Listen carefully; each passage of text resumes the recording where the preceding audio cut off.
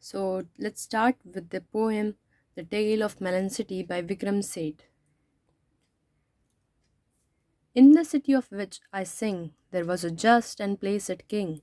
The king proclaimed an ark should be constructed that triumphally would span the major thoroughfare to edify spectators here. The workmen went and built the thing. They did so since he was the king. The king rode down the thoroughfare to edify spectators there. Under the ark he lost his crown. The ark was built too low. A frown appeared upon his placid face. The king said, "This is a disgrace. The chief of builders will be hanged." The rope and gallows were arranged. The chief of builders were led out. He passed the king. He gave a shout. "O king, it was the workmen's fault." "Oh," said the king, and called a halt to the proceedings. Being just, he said, "I must have all the workmen hanged instead." The workmen looked surprised and said, "O king, you do not realize the bricks were made of the wrong size. Summon the masons," said the king. The masons stood there querying. It was the architect, they said. The architect was summoned. "Well, architect," said his majesty, "I do ordain that you shall be hanged." Said the architect, "O king, you have forgotten one small thing. You made certain amendments to the plan when I showed them to you."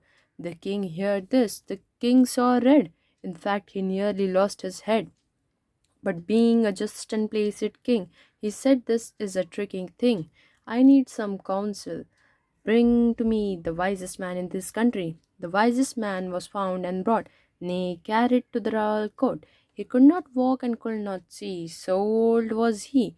But in a quavering voice he said, "The culprit must be punished.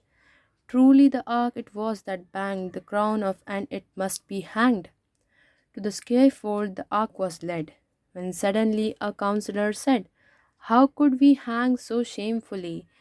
What touched your head, your majesty?" "True," mused the king. By now the crowd, restless, was muttering aloud.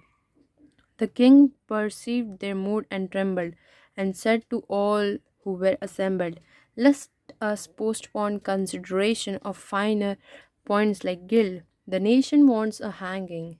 Hanged must be someone, and that immediately."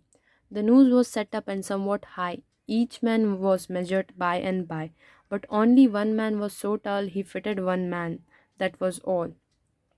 He was the king, his majesty, was therefore hanged by royal decree. "Thank goodness we found someone," said the ministers, "for if instead we had not, the unruly town might well have turned against the crown." "Long live the king," the ministers said. "Long live the king is dead."